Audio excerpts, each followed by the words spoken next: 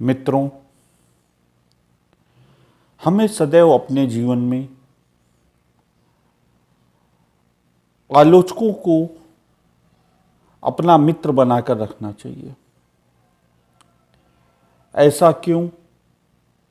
वही एक ऐसे हैं जो वास्तविकता में हमें हमारी गलतियों का एहसास करवाते हैं। और ये वर्तमान की बात नहीं है, ये पुरातन से ही हमें बताया गया है। कबीरदास जी के एक दोहे ने इसकी अनुभूति हमें बहुत पहले करवा दी थी। वो दोहा है, निंदक नियरे राखिए आंगन कुटी छवाए, बिन पानी साबुन बिना निर्मल करे सुभाए। अर्थात हमेशा हमको अपने निंदक को, अपने आलोचक को अपने पास रखना चाहिए, उससे मित्रता करके रखनी चाहिए, क्योंकि वही एक ऐसा व्यक्ति है जो हमें बिना पानी, बिना साबुन के हमारे स्वभाव में परिवर्तन ला सकता है। इसी में एक छोटी सी कहानी है। गांधी जी के एक बहुत प्रसिद्ध विचारक, उनके बहुत अच्छे मित्र थे श्री हरिभाऊ उपाध्याय जी। एक हरिभाऊ उपाध्याय जी के भी मित्र थे। वो गांधी जी के बहुत कटु आलोचक थे। वे सदैव हरिभाऊ उपाध्याय जी से कहते रहते थे कि उपाध्याय जी, आपसे एक बहुत विनम्र निवेदन है कि आप एक बार मेरी मुलाकात गांधी जी से करवा दीजिए। वो जो ये अहिंसा के पथ पर चल रहे हैं, मेरी खरी खोटी सुनकर शायद वो अपना निर्णय बदल दें जो देश के हित में हो।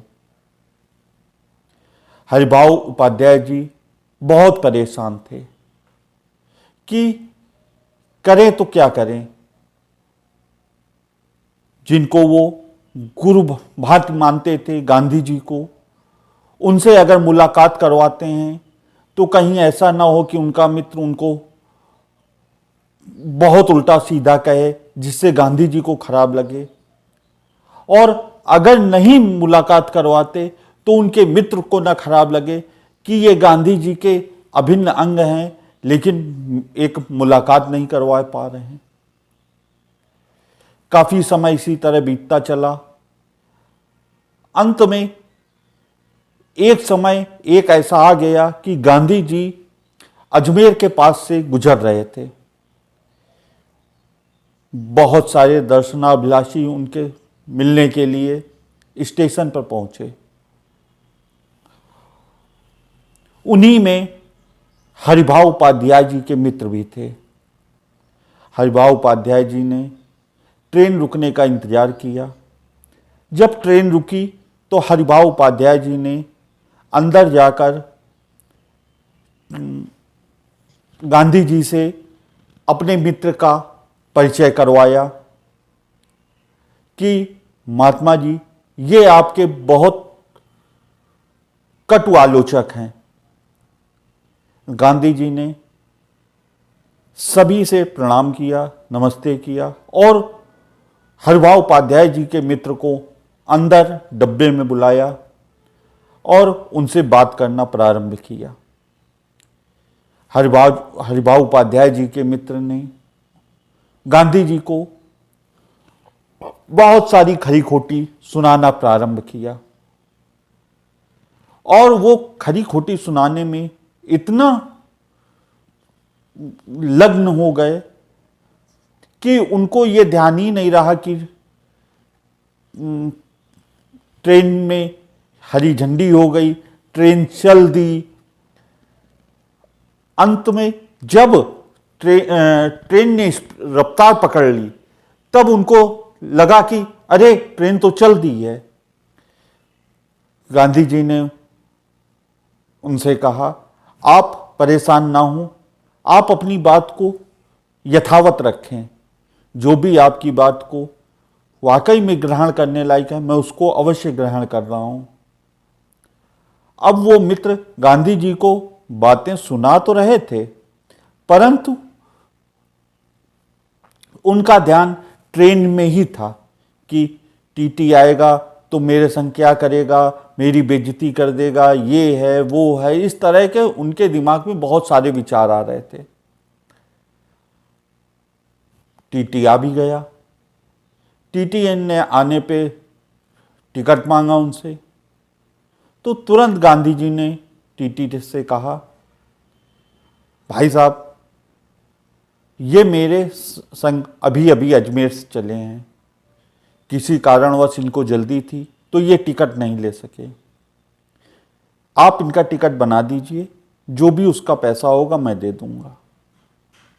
इतनी बात को सुनकर हरिभाव उपाध्याय जी के मित्र का मन बिल्कुल भी परिवर्तित हो गया, बिल्कुल परिवर्तित हो गया। उन्होंने कहा, जिस व्यक्ति को मैं इतनी देर से खरी खोटी सुना रहा हूं, तो उसका मेरे लिए ये व्यवहार, मुझसे कोई कटुता नहीं है। और वो मित्र गांधी जी के एक बहुत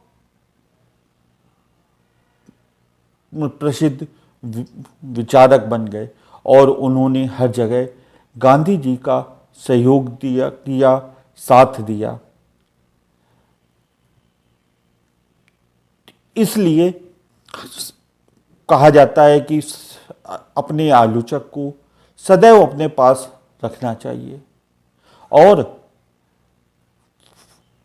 अपने ऊपर एक पूर्ण विश्वास रखना चाहिए कि जो भी मैं कर रहा हूं वो सही कर रहा हूं, ताकि इस तरह के आलोचक, इस तरह के निंदा करने वाले अगर कहीं मिल जाते हैं तो वो अगर हमारे लिए कुछ कहें तो हम उनका कटाक्ष कर सकें।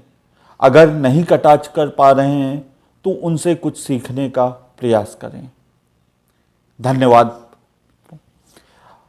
इसी के संग आप लोगों से एक और निवेदन है मित्रों, अगर आपको यह वीडियो अच्छा लगता है और आप में थोड़ा सा भी परिवर्तन करता है तो इसको सब्सक्राइब, लाइक और सुधार हेतु कमेंट अवश्य करें। मैं ये नहीं कहता कि मेरे में कोई कमी नहीं है, मेरे वीडियो बहुत अच्छा बनता है, लेकिन जब तक आप मुझे मेरी गलतियों की अनुभूति नहीं करवाएंगे तो मैं उनमें सुधार किस प्रकार से कर सकूंगा। धन्यवाद।